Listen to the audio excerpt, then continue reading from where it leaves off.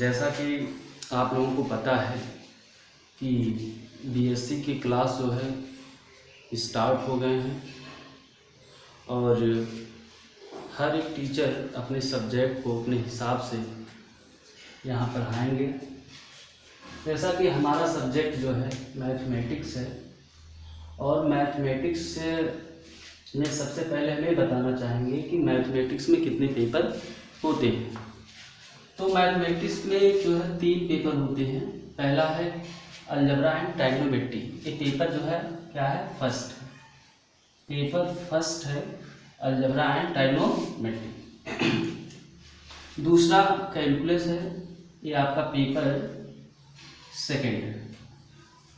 तीसरा geometry and vector analysis है, ये आपका पेपर थर्ड है।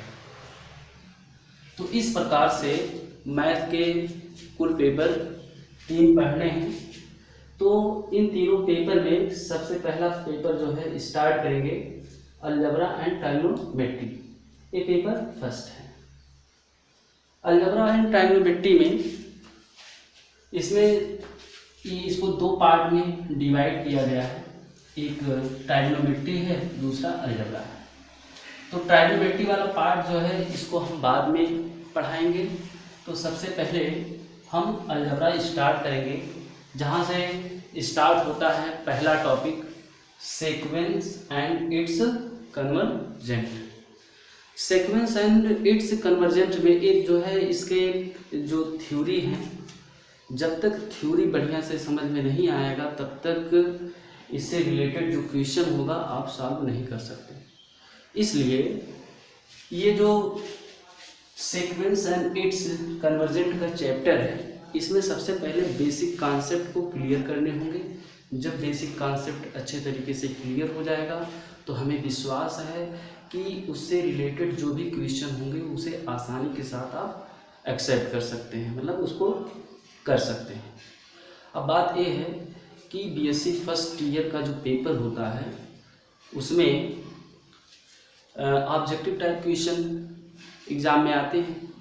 तो जो क्वेश्चन एग्ज़ाम में ऑब्जेक्टिव टाइप आते हैं तो उसी के रिलेटेड या उसी के जैसे क्वेश्चन को हम यहाँ बताएंगे। पहले थ्योरी बताएंगे, फिर थ्योरी जो होगा उस थ्योरी से रिलेटेड जो उसके कॉन्सेप्ट होंगे उसको क्लियर करेंगे, मतलब स्टेप बाय स्टेप क्लियर करेंगे। और क्लियर करने के बाद लास्टली आपको खुद एहसास हो जाएगा कि एक एक थ्योरी से एक एक क्वेश्चन लगभग बनते हैं। यानी कि अगर देखा जाए तो जो थ्योरी है वो थ्योरी जो है 70% थ्योरी आता है और 30% जो है लगाने वाला सवाल आता है। तो अगर आपका थ्योरी मजबूत है तो 70% जो है क्वेश्चन जो है आसानी के साथ क्लियर हो जाएंगे। इसलिए हम कोशिश यही करेंगे, थ्योरी को अच्छे ढंग से आप लोगों को पढ़ाएंगे और आप लोगों को थ्योरी के प्रति समझ विकसित करेंगे। इसके बाद उससे रिलेटेड सवाल को सॉल्व कराएंगे। तो कोशिश हम करेंगे कि आप लोगों का पहला चैप्टर है सीक्वेंस एंड सीरीज, तो जिसमें सीक्वेंस में आता है कन्वर्जेंट एंड डाइवर्जेंट। तो एक एक इससे रिलेटेड जो भी डिफिनीशंस हैं इसको हम क्लियर करेंगे स्टेप बाय स्टेप। तो सबसे पहले हम सीक्वेंस से रिलेटेड डिफिनीशन को हम बताएंगे कि मतलब सीक्वेंस क्या चीज़ होता है, फिर इसके टाइप्स क्या हैं, कैसे हम सीक्वेंस बनाते हैं, किस प्रकार सीक्वेंस को जो है हम मोटिवेट करके आगे कन्वर्जेंट डाइवर्जेंट बनाते हैं, लिमिट ऑफ सीक्वेंस बनाते हैं। तो इससे रिलेटेड क्वेश्चन को आगे हम बताएंगे। हम लोग सेट थ्योरी में पढ़ते हैं, जैसे A belong to set A. Belong का मतलब ये होता है कि कोई भी अगर एलिमेंट इस सेट में है तो ए का संबंध इस सेट से होगा, इसी को बिलोंग कहते हैं। और फॉर ऑल, ये सिंबल होता है फॉर ऑल का, इसे क्या कहते हैं, फॉर ऑल, ये भी प्रयोग होगा। और दूसरा जो है एक सिंबल आता है, ये बिलोंग टू इसको बोलते हैं, इसको फॉर ऑल बोलते हैं, इसको इम्प्लाइज दैट बोलते हैं, इम्प्लाइज दैट। और इसको जो है बोलते हैं implies and implies by, implies and implies by. तो ध्यान से समझेंगे कि एक कोई एलिमेंट जो एक सेट ए में है और इसको जो है मतलब बिलोंग टू बोलते हैं, यानी कि इसको बिलोंग टू बोलते हैं, और इसको फॉर ऑल बोलते हैं, इसको इम्प्लाइज दैट बोलते हैं, और इसको इम्प्लाइज एंड इम्प्लाइज बाई बोलते हैं। तो अब हम बताएंगे कि सीक्वेंस क्या होता है। जैसा कि पता होगा कि an arrangement of a number in a row, इसका मतलब समझाते हैं, पहले लिख देते हैं। An arrangement of a number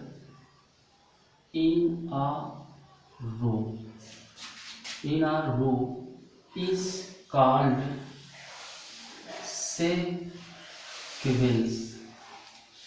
यानी कि अरेंजमेंट माने होता है व्यवस्थित करना, रो मीन्स होता है पंक्ति, और किसी भी नंबर मतलब बहुत सारे नंबर को जब किसी हम पंक्ति में क्या करते हैं, व्यवस्थित करते हैं, तो यह पूरा प्रक्रिया क्या कहलाता है, सीक्वेंस कहलाता है। जैसे फॉर एग्जांपल के रूप में हम देखें, मान लेते हैं कि कोई एक ऐसा हम सेट ले लेते हैं, यस, और इसमें नंबर को लिखते हैं, जैसे A1 A2 A3 A4 A5 and so on, क्या कहाँ तक जाएंगे, AN तक जाएंगे। तो देखिए एक पंक्ति के रूप में है, जो 36 लाइनें होती हैं उसे हम क्या बोलते हैं, पंक्ति बोलते हैं, यानी कि यस इक्वल टू जो है इस रूप में इसको हम लिख सकते हैं। अब यहाँ देखते हैं कि ये जो नंबर है इसको जो है कॉन्जिक्यूटिव के रूप में किया गया है, मतलब क्रम से किया गया है, क्रमागत नंबर है। तो जो ये नंबर हैं इसको जो है एलिमेंट भी कहते हैं, इन अलग अलग नंबरों को एलिमेंट भी कहते हैं। यानी कि हम कह सकते हैं कि the distinct number in a set in a sequence, ये नंबर, ये कंपोनेंट है या नंबर है जो इस क्या रो में है, तो हम कह सकते हैं कि distinct element in a sequence. जो डिस्टिंक्ट एलिमेंट है इस सीक्वेंस को, इसको हम टर्म ऑफ द सीक्वेंस कहते हैं। यानी कि हम कह सकते हैं कि distinct element of a sequence is called term of the sequence। यानी कि distinct element of a sequence is called term of the sequence. पूछता है कि सीक्वेंस का टर्म क्या होता है, मतलब किसी भी सीक्वेंस में जो अलग अलग एलिमेंट होते हैं वही टर्म ऑफ द सीक्वेंस कहलाते हैं।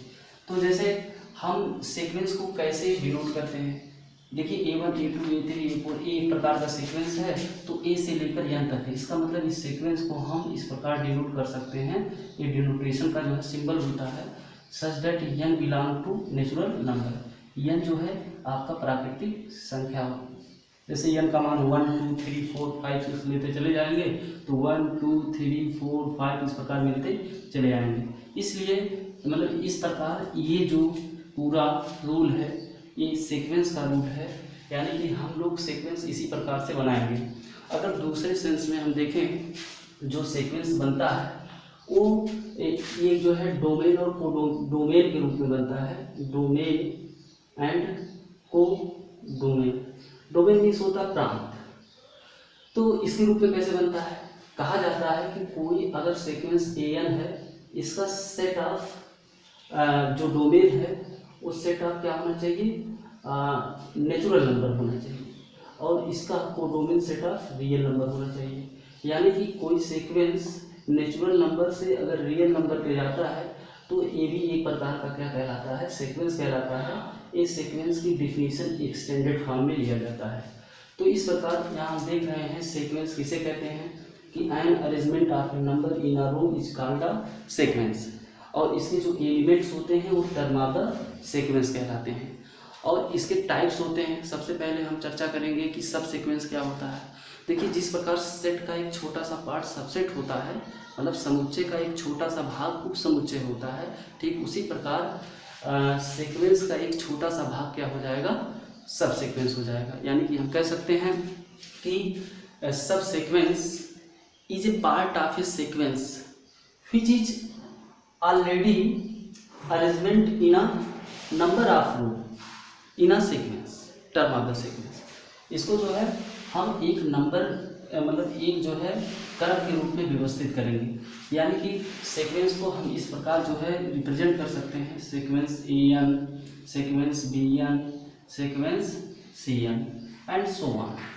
अब देखिए ये जो सीक्वेंस है, जैसे हम लोग सीक्वेंस एंड सीरीज पढ़ते हैं तो दूसरा चैप्टर जो है मतलब सीरीज में ही आएगा। तो सीक्वेंस और सीरीज में अंतर क्या होता है, the basic difference between sequence and series. देखिए सीक्वेंस और सीरीज में बेसिक डिफरेंस यहाँ होता है कि सीक्वेंस क्या होता है कि कॉन्जिक्यूटिव नंबर्स मतलब क्रमागत नंबर होते हैं, क्रम से आने वाले नंबर को जब हम रो में अरेंज करते हैं तो कॉन्जिक्यूट तो जो है सीक्वेंस होता है। लेकिन इन सीक्वेंसों को जब हम आपस में जोड़कर एक नया सिस्टम तैयार करते हैं तो वो सीरीज बन जाता है, उसको श्रेणी बोलते हैं। जैसे अगर हम मान लेते हैं यूएन कोई श्रेणी है तो इसको AN plus BN plus CN plus, तो इस प्रकार से हम इसको जोड़ कर क्या बना लेते हैं एक मतलब DN एंड सो ऑन, इसी प्रकार से इसको रखेंगे। यानी कि जो सीरीज बनता है वो सीक्वेंस के द्वारा बनाया जाता है। यानी कि जो सीक्वेंस होता है वो नंबरों का एक क्रम होता है, ठीक है। अब इन नंबरों के क्रम को, बहुत सारे नंबरों के क्रम को जब आपस में जोड़ते हैं तो वो जो है क्या बन जाता है, सीरीज बन जाता है। अब जब यही सीरीज जो है हम इनफाइनाइट तक ले लेते हैं, अनंत तक ले लेते हैं, तो यही सीरीज हमारा जो है क्या बन जाता है, इनफाइनाइट सीरीज बन जाता है, जो कि अगले चैप्टरों में ये चीज़ देखने को मिलेगा। तो यहाँ सीक्वेंस हो गया, सीक्वेंस की डिफिनीशन हो गया, इससे रिलेटेड जो फैक्ट थे उसको हमने बताया। अब इसके नेक्स्ट हम लोग पढ़ेंगे कि लिमिट ऑफ सीक्वेंस क्या होते हैं, यानी कि लिमिट क्या होता है। जैसा कि हम लोग जानते हैं कि लिमिट मतलब होता है एक सीमा होता है, ठीक है। उस लिमिट को किस प्रकार हम रिप्रेजेंट करते हैं या किस प्रकार समझते हैं तो ये डिपेंड करेगा सीक्वेंस पे। यानी कि जो लिमिट ऑफ सीक्वेंस होता है वो दो प्रकार का होता है, जिसमें यहाँ हमने चैप्टर में लिखा है कि सीक्वेंस एंड इट्स कन्वर्जेंट। जो लिमिट ऑफ सीक्वेंस होता है वो दो प्रकार का होता है, एक जो है आपका कन्वर्जेंट सीक्वेंस बन जाता है, दूसरा डाइवर्जेंट सीक्वेंस बन जाता है। जैसा कि आप लोग जो है फिजिक्स में पढ़े होंगे कि कन्वर्जेंट और डाइवर्जेंट क्या चीज़ होते हैं। देखिए कन्वर्जेंट मतलब अभिसारी होता है और अपसारी को जो है हम डाइवर्जेंट बोलते हैं। अपसारी मतलब ये होता है कि जो किरणों को फैला दे, और अभिसारी मतलब ये होता है जो किरणों को किसी एक बिंदु पर ला के रख दे। इसका मतलब बहुत सारी किरणें जब किसी एक बिंदु पे आके आपस में मिलती हैं तो उसे अभिसारी हम बोलते हैं। इसका मतलब हम मैथमेटिकली लैंग्वेज में इस प्रकार कह सकते हैं कि किसी भी सीक्वेंस का जब हमको फाइनाइट वैल्यू मिल जाए, मतलब एक निश्चित वैल्यू मिल जाए, तो हम कह सकते हैं कि वो सीक्वेंस जो है क्या होगा, कन्वर्जेंट सीक्वेंस होगा।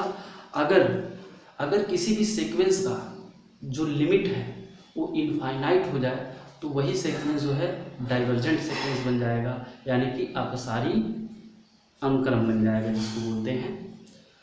तो कुल मिला जुला के हम कह सकते हैं कि किसी भी सीक्वेंस को हम कन्वर्जेंट सीक्वेंस तभी कहेंगे यदि उस सीक्वेंस का लिमिट वैल्यू फाइनाइट मिल जाए तो उसे कन्वर्जेंट सीक्वेंस बोलते हैं। अगर उस सीक्वेंस का लिमिट वैल्यू इनफाइनाइट मिल जाए तो उसे डाइवर्जेंट सीक्वेंस कहते हैं। तो इसके नेक्स्ट जो है हम लोग लिमिट ऑफ सीक्वेंस के बारे में चर्चा करेंगे, जो इसके आगे हम डिस्कशन। देखिए हमने अनुक्रम का डिफिनीशन बताया, मतलब सीक्वेंस का डिफिनीशन बताया कि सीक्वेंस क्या चीज़ होता है। अब सीक्वेंस हम लोग कैसे बनाते हैं, इसके बनाने के जो है कई फॉर्म होते हैं। एक जो है इम्प्लिसिट फॉर्म होता है, एक्सप्लिसिट फॉर्म होता है। तो सबसे पहले मैं यहाँ बताएंगे इम्प्लिसिट फॉर्म, और दूसरा होता है एक्सप्लिसिट फॉर्म। देखिए इम्प्लिसिट मीन्स होता है अस्पष्ट रूप और एक्सप्लिसिट मीन्स होता है स्पष्ट रूप। तो हम लोग जो है एक्सप्लिसिट फॉर्म बनाएंगे किसी भी सीक्वेंस का। तो कैसे एक्सप्लिसिट फॉर्म बनाएंगे, जैसे यहाँ दे दिया गया है कि कोई सीक्वेंस एन है, इसको इस रूप में करके दे दिया गया है 1 2 3 4 एंड सो ऑन, कहाँ तक है, एन तक है।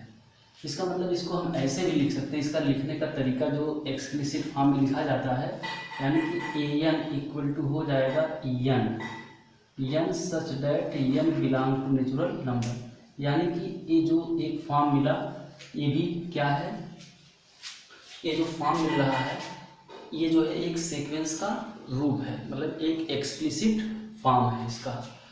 तो इसी प्रकार बहुत सारे जो है हम एक्सप्लिसिट फॉर्म बना सकते हैं। जैसे यहाँ बना रहे हैं कि कोई सीक्वेंस एन है, कोई सीक्वेंस एन है, तो इसको हम लिख सकते हैं 1/n such that N belong to natural number, ये भी बन गया।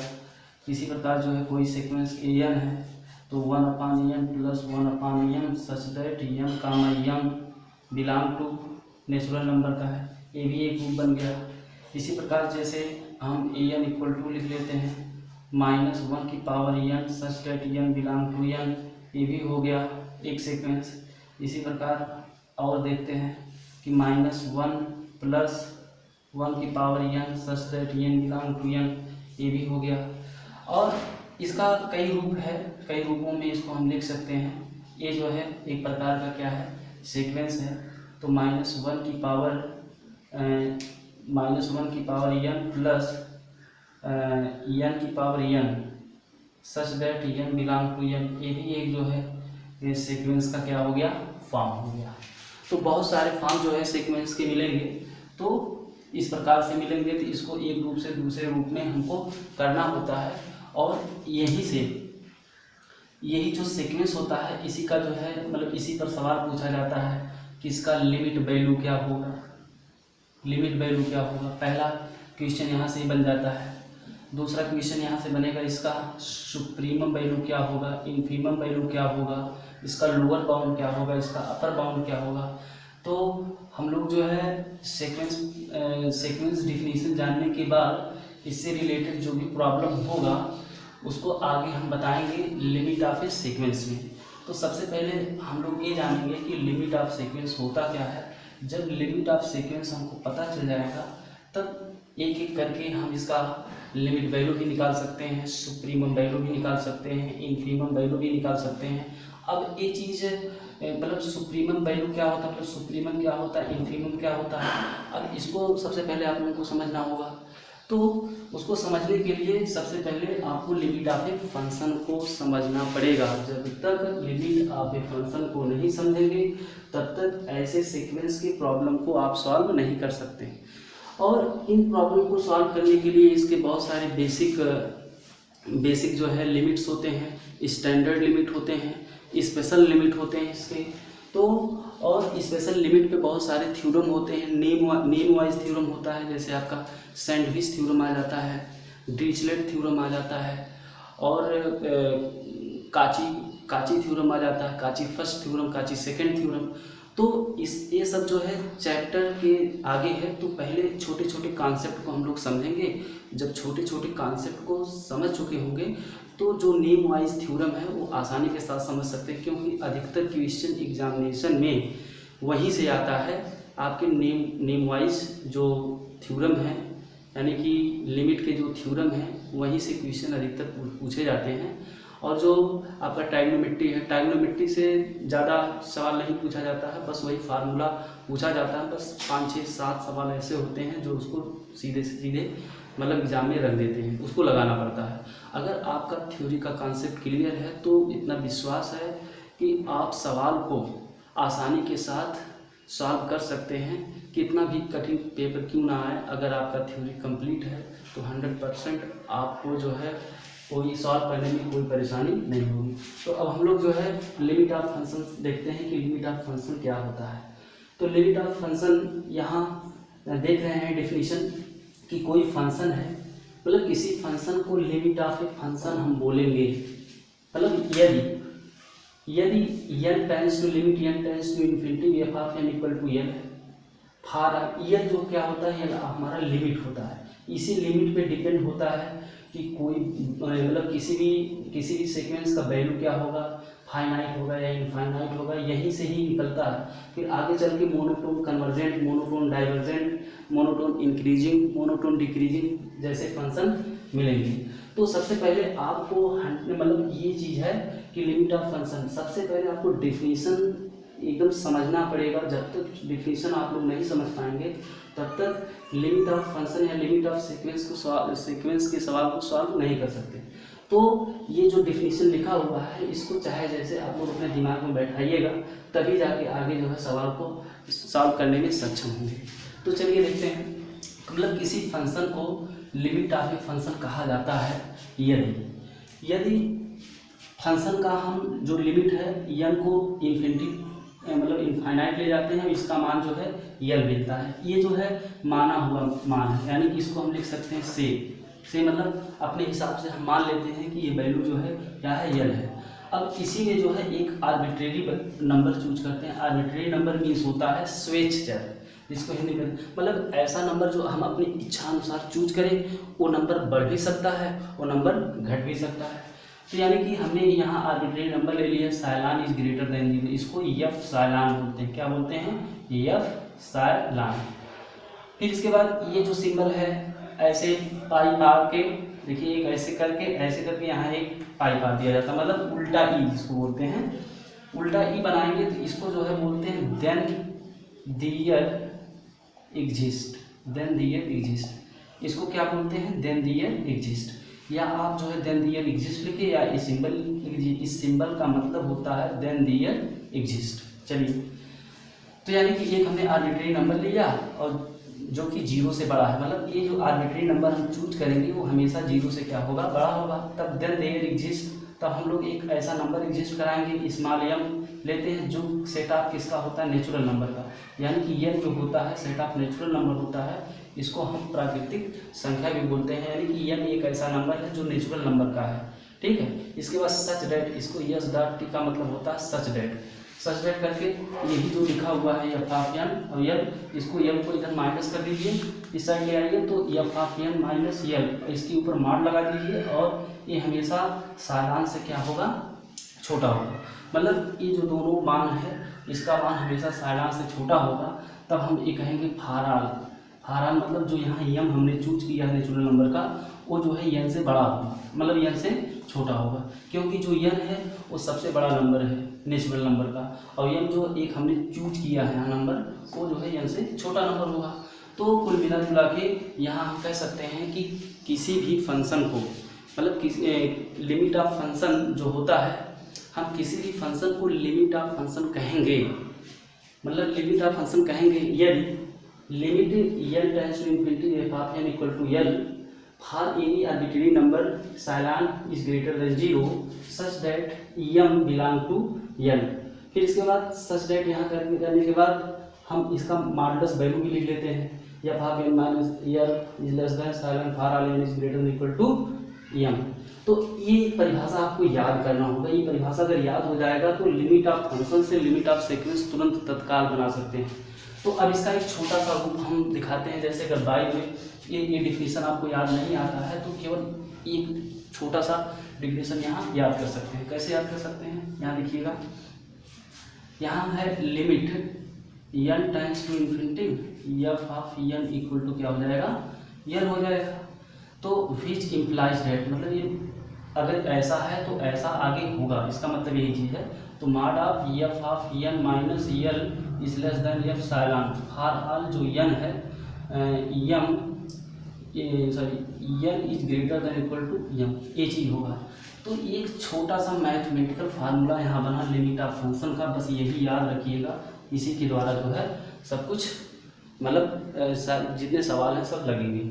अब देखिए, इसी से हम लोग कन्वर्जेंट ऑफ फंक्शन बनाएंगे, डाइवर्जेंट ऑफ फंक्शन बनाएंगे, और यही फंक्शन जो है एक दूसरे रूप में मैनिपुलेट हो जाता है। जैसे सीक्वेंस है, ये फंक्शन को हम सीक्वेंस में आगे कन्वर्ट करेंगे, ठीक है। अब इसी का एक टोपोलॉजिकल डिफिनीशन होता है। टोपोलॉजी कैसे बनता है, इस टोपोलॉजी को हम आज यहाँ सिखा रहे हैं, टोपोलॉजी इसका कैसे बनता है। तो हम कहते हैं topological definition of function. Topological definition of function क्या चीज़ होता है। जैसे यहाँ लिमिट है तो इसी को लेते हैं, बस यही मॉडुलस वैल्यू को थोड़ा सा हम चेंज कर लेते हैं, क्योंकि टोपोलॉजी में नेबरहुड पॉइंट आते हैं जो आगे हम डिस्कशन करेंगे। बस केवल आप लोग फार्मूला देखिएगा, फार्मूला याद करिएगा, इसी फार्मूले के जरिए हम लोग आगे सवाल को सॉल्व करेंगे। तो यहाँ limit n tends to infinity f of n equal to l है। तो फार यहाँ लिखेंगे for any number epsilon is greater than 0। तो सच डैट हम लिख लेते हैं कि जो ये वैल्यू है इसको हम दूसरे रूप में तोड़ रहे हैं, यानी कि यहाँ हो जाएगा l minus epsilon is less than f of n is less than l plus epsilon for all n belong to natural number n हो गया, n belong to natural number n हो गया। तो इसी प्रकार से जो है इसको जब n belong to natural number n हो गया तो इसको जो है हम दूसरे रूप में भी लिख सकते हैं। यही हमारा टोपोलॉजी है, ये जो लिखा हुआ है मतलब इसी को तोड़कर लिखा गया है। अब जो मॉडुलस वैल्यू है अभी हम सिखाएंगे कि इसको इस रूप में कैसे लिखते हैं, क्योंकि ये आपका मॉडुलस वैल्यू है, ये आपका टोपोलॉजी वैल्यू है। मतलब इसका लिखने का तरीका अलग है, इसका लिखने का तरीका अलग है, दोनों का मतलब जो है क्या होता है, एक ही होता है। तो अब दोनों का मतलब हम समझाते हैं कैसे दोनों का मतलब एक होता है। जब l माइनस साइलान है, l प्लस साइलान है, ठीक है। जो साइलान है ये जो है वेरी स्मॉल क्वांटिटी होता है, यानी कि बहुत छोटी संख्या होता है, यानी कि इसको एक चूजन नंबर भी बोल सकते हैं। जैसे आप लोग चूज कर सकते हैं, ये तो आपके ऊपर डिपेंड करता है कि आप किस प्रकार का नंबर चूज करते हैं, जो कि रियल एनालिसिस में बहुत ज़्यादा इसका प्रयोग किया जाता है। तो limit n tends to infinity f of n equal to l हुआ, और ये जो है any number epsilon is greater than 0 हुआ। अब इसको इस रूप में लिख लिए। अब इसी को दूसरे रूप में हम लिखते हैं बिलोंग टू के रूप में, या हम कह सकते हैं that is l minus epsilon comma l plus epsilon, ये belong to f of n कर सकते हैं, और for all n belong to natural number का सेट बन जाता है। ओके, तो इस प्रकार जो है topology definition of a function यहाँ क्रिएट हो गया। तो अब हम सिखाएंगे कि इसको हम टोपोलॉजी में कैसे कन्वर्ट करते हैं, क्योंकि डिफिनेशन ऑफ फंक्शन है, इसको टोपोलॉजी में हम कैसे कन्वर्ट करेंगे ये आपको सीखना पड़ेगा यहाँ। तो चलिए सिखाते हैं। देखिए ये function f of n minus l is less than क्या है, epsilon. f of n minus l is less than epsilon. इसको किस प्रकार जो है हम सॉल्व करेंगे। ये जो मॉडुलस वैल्यू है मॉड ऑफ x, ये जो मॉडुलस वैल्यू होता है हमेशा ये प्लस माइनस दोनों में होता है। बस यही फार्मूला आप लोग देखिएगा, मॉडुलस वैल्यू को प्लस माइनस दोनों में रिप्रेजेंट करते हैं। तो यहाँ भी प्लस माइनस है, तो मॉडुलस वैल्यू को प्लस माइनस में यहाँ रिप्रेजेंट करेंगे। तो देखिए, तो ये मॉडुलस जो वैल्यू है, मॉडुलस वैल्यू है जिसको f of n minus l को हम लोग प्लस माइनस दोनों में रिप्रेजेंट कर देते हैं। ये मॉड की परिभाषा से है। अब जब प्लस वैल्यू यहाँ लेंगे, जब प्लस वैल्यू लेंगे तो f of n minus l is less than क्या हो जाएगा, साइलान हो जाएगा। अब देखिए, अब प्लस वैल्यू है, प्लस में इसमें गुणा करेंगे प्लस से आएगा, प्लस का माइनस में गुणा करेंगे तो माइनस से आएगा। तो इस प्रकार से f of n minus l is less than epsilon हो गया। अब f ऑफ n इसको उधर ले जाएंगे प्लस हो जाएगा, तो क्या हो गया, l प्लस f साइलान। तो इसी इक्वेशन जो है 1 मान लेते हैं। तो इसी प्रकार जब निगेटिव वैल्यू लेंगे, जब पॉजिटिव वैल्यू लिया तो इक्वेशन 1 प्राप्त हुआ। जब निगेटिव वैल्यू लेंगे तो minus f of n minus l is less than क्या हो गया, साइलान। अब इसको जब यहाँ हम इंटर कराएंगे तो माइनस f ऑफ n हो गया प्लस साइलान n हो गया, इज लेस देन क्या हो गया, साइलान। अब f ऑफ n को उस साइड ले जाते हैं और साइलान को इस साइड ले जाते हैं। जब इसको उस साइड ले जाएंगे तो क्या हो जाएगा, यहाँ l माइनस साइलान हो जाएगा, इसको इस साइड ले जाएंगे और इसको उस साइड ले गए तो f ऑफ n हो गया, यानी कि ये जो है दूसरा इक्वेशन मिल गया। ठीक है, अब 1 और 2 से हम यहाँ देखेंगे, 1 और 2 से देखेंगे। 1 और 2 से देखेंगे फ्रॉम 1 एंड 2। जब 1 और 2 से देखेंगे f of n is less than l plus n है, यानी कि एफ ऑफ एन से बड़ा क्या है, एल प्लस साइलान है, और एल माइनस साइलान क्या है, एफ ऑफ एन से छोटा है, यानी कि सबसे छोटा एल माइनस साइलान होगा। तो L minus epsilon is less than F of N, और एफ ऑफ एन से बड़ा कौन है, एल प्लस साइलान है, एल प्लस साइलान। तो देखिए ये आपका मॉडुलस वैल्यू से, जो मॉडुलस वैल्यू था यहाँ से हम लोग किस वैल्यू में लाए, टोपोलॉजिकल वैल्यू में लेकर चले आए। तो यहाँ इस प्रकार से आप लोगों को समझना है कि अगर हमको मॉडुलस वैल्यू को टोपोलॉजी वैल्यू में चेंज करना है तो इसको इस रूप में हम चेंज कर सकते हैं, ठीक है। तो ये तो फंक्शन के ऊपर था, अब हम जो है पढ़ाएंगे सीक्वेंस के ऊपर। बस सेम थिंग से यही है, जैसे हमने फंक्शन के बारे में बताया वैसे सीक्वेंस के बारे में बताएंगे। चलिए देखते हैं। अब मेन आपका डिफिनीशन यही से स्टार्ट होता है, क्योंकि आपका चैप्टर है सीक्वेंस, तो लिमिट ऑफ सीक्वेंस से ही स्टार्ट होगा। अब लिमिट ऑफ सीक्वेंस क्या होता है, लिमिट ऑफ सीक्वेंस, जैसा कि हम समझ रहे हैं कि आप लोग अगर लिमिट ऑफ फंक्शन के बारे में समझ चुके होंगे तो लिमिट ऑफ सीक्वेंस की परिभाषा सेम टू सेम वही है, यानी कि लेट जहाँ हम लोग फंक्शन मानते थे यहाँ हम लोग क्या मानेंगे, सीक्वेंस। यानी कि हम कह सकते हैं any sequence n is said to be limit of sequence, limit of sequence if limit n tends to infinite n equal to n for any number psilon is greater than 0, then there exists any number n belong to n तो such that हम लोग जानते हैं an minus n is less than क्या हो जाएगा, साइलॉन। मतलब जैसे परिभाषा लिमिट ऑफ फंक्शन का था same to same limit of sequence की है। किसी भी सीक्वेंस को लिमिट ऑफ सीक्वेंस कहेंगे, यदि इतना इक्वल टू इतना हो तो कोई एक नंबर हमको लेना होगा, तो एक नंबर एग्जिस्ट यहाँ कराएंगे सच डेट इतना इक्वल टू इतना हो गया, और लास्टली में हम लोग बताएंगे फॉर ऑल करके जो ये नंबर एग्जिस्ट कराए हैं ये जो है n से क्या है, छोटा है, यानी कि n बड़ा है m छोटा है, ये हमने नंबर अपने हिसाब से लिया है, तो ये लिमिट ऑफ सीक्वेंस की परिभाषा बन गया। अब आप यहाँ देखते हैं कि लिमिट ऑफ सीक्वेंस की परिभाषा जब बन गया तो किस प्रकार से इसको हम मतलब मैथमेटिकली रूप में लिखेंगे, जहाँ से हमको इसके कन्वर्जेंट और डाइवर्जेंट के वैल्यू फाइंड होते हैं। यानी कि इसका हम शॉर्टकट डिफिनीशन बता रहे हैं, आप लोग याद रखिएगा, limit n tends to infinity n equal to n, अगर ऐसा है तो कन्फर्म है ये कैसी वैल्यू प्रोवाइड करेगा, mod of an minus n is less than क्या हो जाएगा, f साइलॉन। फिर फॉर ऑल वही चीज़ है कि जो n है वो बड़ा और बराबर होगा किसके, m वैल्यू से, यानी कि ये जो मान मिला यही आपका है limit of sequence, limit of sequence. और इसके पहले जो हमने बताया था यहाँ हमने सीक्वेंस के रूप में लिया है, बस वहाँ हमने किसके रूप में लिया था, फंक्शन के रूप में लिया था। तो दोनों एकदम सेम है डिफिनीशन, बस केवल आपको थोड़ा सा समझ विकसित करना होगा इस परिभाषा को याद करने के लिए। बस केवल आपको दो जगह समझना होगा, एक जो है इसकी वैल्यू और एक नंबर एग्जिस्ट कराएंगे, एक नंबर मानेंगे, इसके बाद इसका मॉडुलस वैल्यू जो है हमेशा जो नंबर यहाँ लेंगे साइलॉन उससे हमेशा छोटा होगा, ठीक है।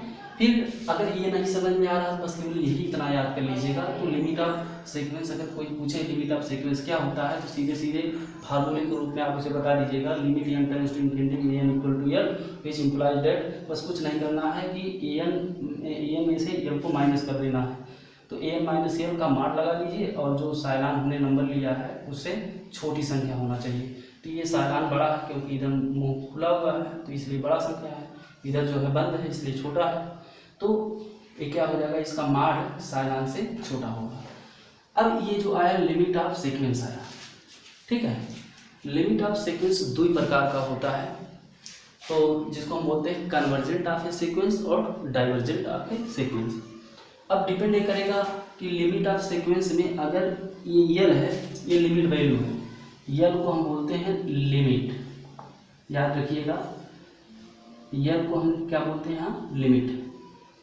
तो लिमिट वैल्यू पे ही डिपेंड करेगा कि कोई सीक्वेंस कन्वर्जेंट होगा या डाइवर्जेंट होगा। जैसा उसका मान मिलेगा उसी हिसाब से वो कन्वर्जेंट और डाइवर्जेंट होता रहेगा।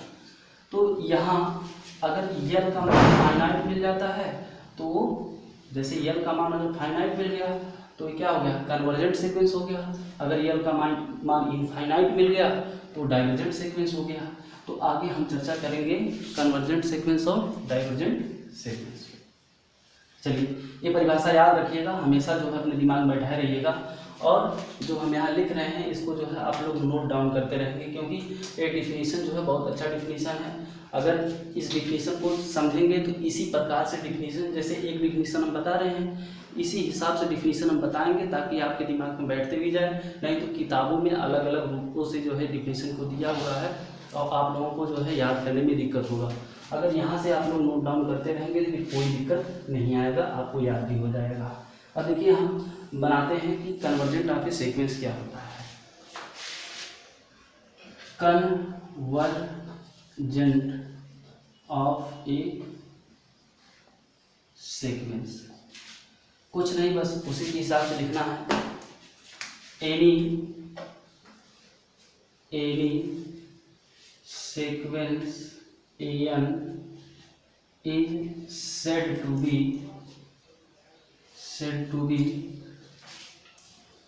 convergent sequence if limit n tends to infinity an equal to l। यही जो यल वैल्यू है यही क्या आना चाहिए, finite value for any number psilon is greater than 0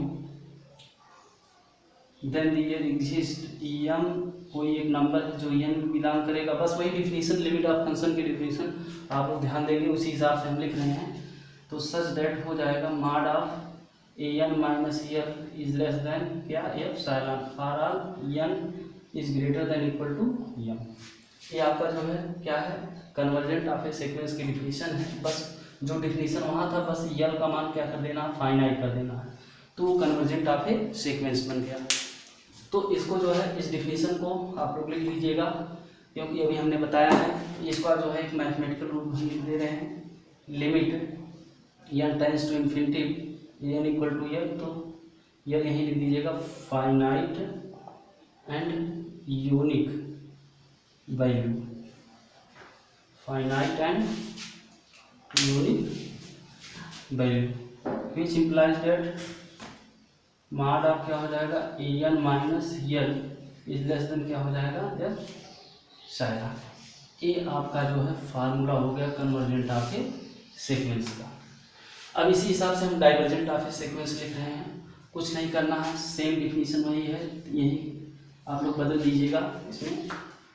divergent of a sequence, divergent of a sequence, any sequence n is said to be divergent of a sequence. यहाँ divergent करना है, डाइवर्जेंट करना है। अब यहाँ जो फाइनाइट वैल्यू है बस केवल यही अंतर हो जाता है, यहाँ क्या हो जाएगा, infinite value for any number, वही सब कुछ रहेगा पूरा, इसमें कोई चेंजेशन नहीं होगा। और जो यहाँ फाइनाइट वैल्यू है यही क्या हो जाएगा, इनफाइनाइट वैल्यू हो जाएगा। इसको जो है हम लोग इनफाइनाइट इस रूप में डिनोट करते हैं। तो कन्वर्जेंट सीक्वेंस हो गया, डाइवर्जेंट सीक्वेंस हो गया, और लिमिट ऑफ ए फंक्शन हो गया, लिमिट ऑफ ए सीक्वेंस हो गया। अब इसके आगे जो है हम लोग अपर बाउंड लोअर बाउंड के बारे में चर्चा करेंगे, तब जाके जो है कुछ बेसिक लिमिट के बारे में बताएंगे जो आपको पूरा समझ में आना चाहिए। ओके, तो इसके आगे जो है अभी हम बताएंगे कि लोअर बाउंड क्या होता है, अपर बाउंड क्या होता है, बस अगर डिफिनीशन आपका क्लियर है तो आपके बेसिक कॉन्सेप्ट भी क्लियर है। अब यही परिभाषा बार बार जो है आगे रन करेगा। ओके, अभी इसके पहले हमने कन्वर्जेंट सीक्वेंस और डाइवर्जेंट सीक्वेंस के बारे में बताया। अब इसके बाद जो है lower bound of a set, मतलब किसी भी सेट का लोअर बाउंड क्या होता है, किसी भी सेट का अपर बाउंड क्या होता है, इसके बारे में जो है हम चर्चा करेंगे। देखिए, lower bound of a set मतलब कोई एक नॉन इक्विटी सेट है, उसको हम lower bound of a set कहेंगे। यदि कोई एक नंबर है जो मतलब उस सेट वाले एलिमेंट्स, मतलब जो उस सेट में एलिमेंट है उससे क्या हो, छोटा हो। मतलब किसी एक नंबर को हम लोअर बाउंड कह सकते हैं यदि किसी भी सेट के एलिमेंट से वो छोटा है। ठीक है, अभी एक ग्राफिकली हम समझाएंगे lower bound of a set क्या होता है। ठीक है, अपर बाउंड ऑफ ए सेट क्या होता है, एक ही फिगर में आप लोगों को समझ में आ जाएगा। इसी प्रकार upper bound of a set क्या होता है, any non equity set S is said to be upper bound of a set if then there exist a number b. कोई इसमें नंबर एग्जिस्ट कर रहा है जो उस सेट में नंबरों से वो क्या है, बड़ा है। मतलब अपर मतलब बड़ा, लोअर मतलब छोटा। मतलब किसी भी सेट का एक बड़ा नंबर होगा, एक छोटा नंबर होगा। ठीक है, तो जो बड़ा नंबर होगा वो अपर बाउंड कहलाएगा, जो छोटा नंबर होगा वो लोअर बाउंड कहलाएगा। अभी फिगर के माध्यम से हम आगे बताएंगे। तो इन्हीं दोनों से जो है हम लोग क्या बनाएंगे, लोअर बाउंड सीक्वेंस बनाएंगे। इन्हीं दोनों से हम क्या बनाएंगे, लोअर बाउंड सीक्वेंस और अपर बाउंड सीक्वेंस। इसके बाद इन्हीं दोनों से हम बनाएंगे इन्फीमम और सुप्रीमम। तो चलिए, lower bound of a sequence क्या होता है, जैसे आपने upper lower bound of a set पढ़ा, सेम टू सेम जो है lower bound of a sequence होता है। Any sequence n is said to be lower bound of a sequence if then there exist a number m। इसमें एक number, उस sequence में एक नंबर एग्जिस्ट करेगा जो उस सीक्वेंस से वो क्या होगा, छोटा होगा। तो यानी कि उस सीक्वेंस में जो नंबर है वो छोटा है, उसी छोटे नंबर को जो है lower bound of a sequence कहा जाता है। और इसी को जो है हम दूसरे रूप में बाउंडेड बिलो भी कहते हैं। और इसके बाद upper bound of a sequence क्या होता है, any sequence n is said to be upper bound sequence. Any sequence n is said to be upper bound of a sequence if then there exist a number capital M. मतलब उसमें एक बड़ा number exist करेगा capital M, such that a n is less than equal to capital M. मतलब उस sequence में सबसे बड़ा नंबर जो होगा वो क्या कहलाएगा, upper bound of a sequence for all n belong to n. जो एन होगा वो नेचुरल नंबर का होगा।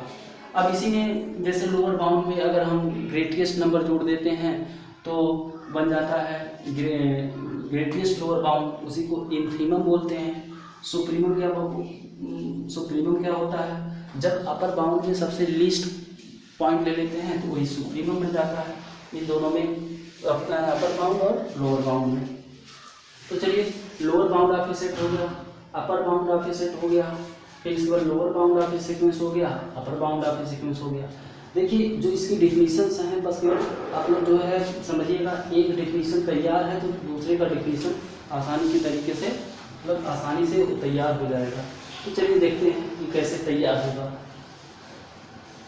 अभी upper bound set, lower bound set खत्म हो गया, तो इसको एक ग्राफ के माध्यम से हम समझाएंगे कि अपर बाउंड ऑफ ए सेट क्या होता है, lower bound of a set क्या होता है।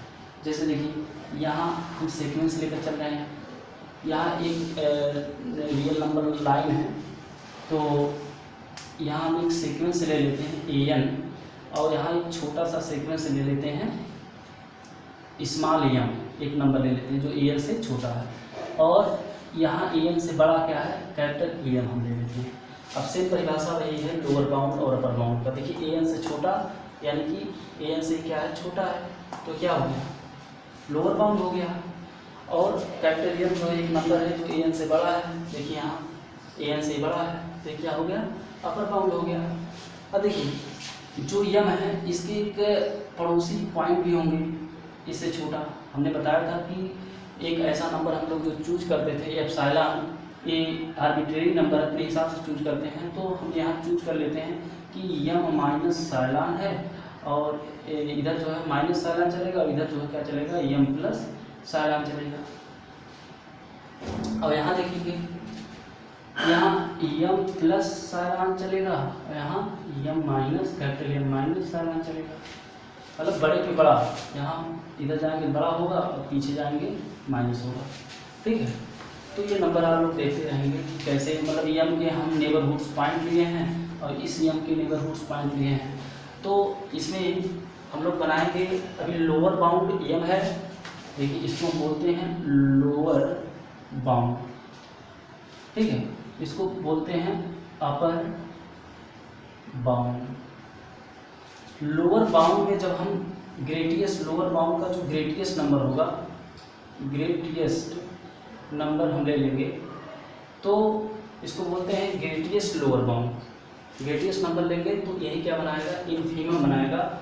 और अपर बाउंड का जब हम लेंगे, लीस्ट नंबर लेंगे, लीस्ट मतलब सबसे छोटा नंबर, तो ये क्या बन जाएगा, सुप्रीमम बन जाएगा।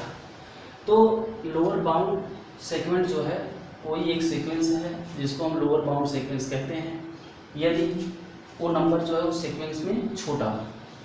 और कोई नंबर है जो अपर बाउंड सीक्वेंस कहलाता है, उस सीक्वेंस में वो क्या हो, बड़ा हो।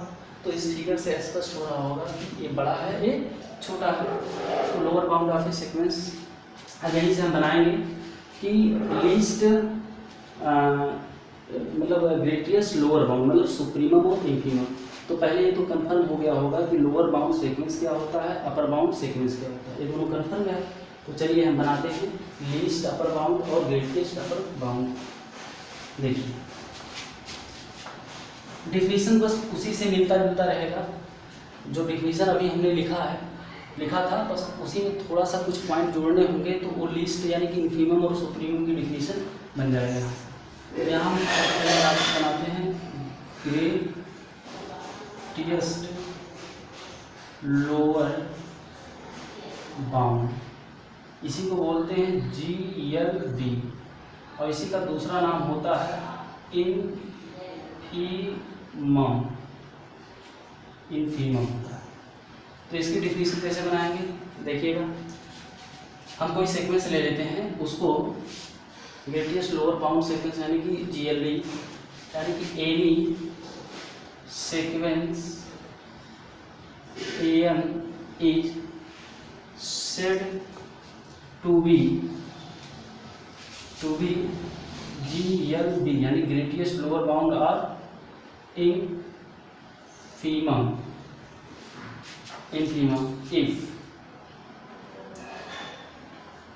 if for any number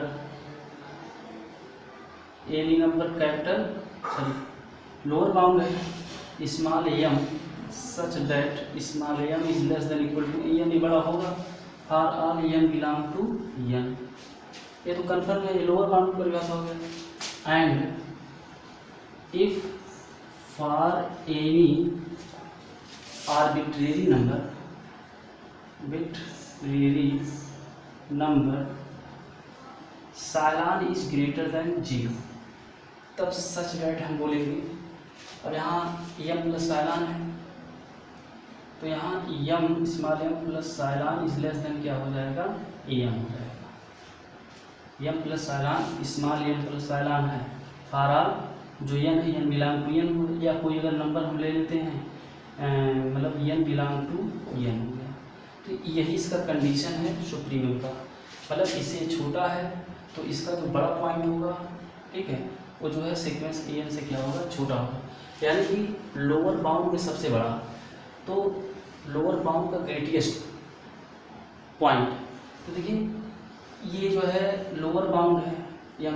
अब इसमें सबसे बड़ा कौन है, m माइनस साइलन छोटा हो गया, स्मॉल m प्लस साइलन क्या हो गया, बड़ा हो गया।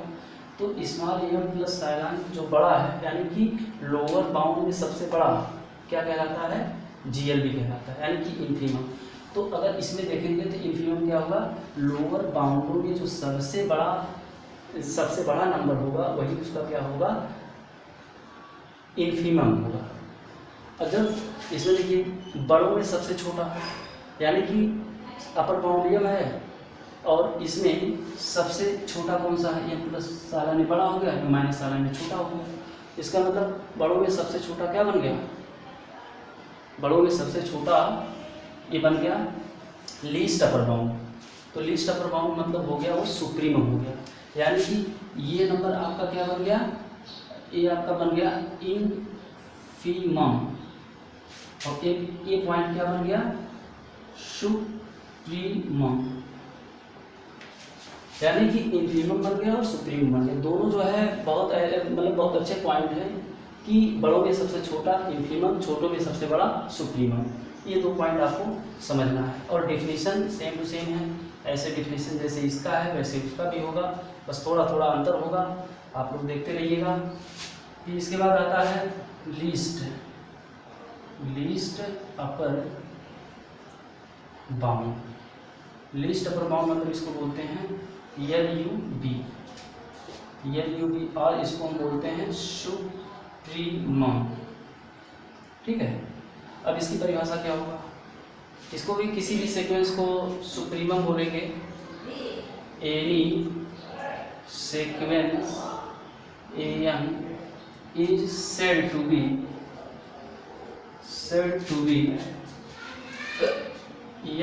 LUB, और इसको हम बोलते हैं इनफीमम। ठीक है, डेफिनेशन आप लोग लिखते जाएंगे क्योंकि यही डेफिनेशन मेन है। Infimum if for any number, देखिए डेफिनेशन सेम टू सेम, जैसे इसका है वैसे इसका भी है। इसमें जो है अंतर कुछ नहीं है, बस थोड़ा सा केवल अंतर है, अंतर को समझिएगा। डेफिनेशन सेम टू सेम है। For any number capital M such that, अभी अपर बाउंड में है, अपर बाउंड में सबसे छोटा है, तो AN is greater than capital M for all M belong to M, and for any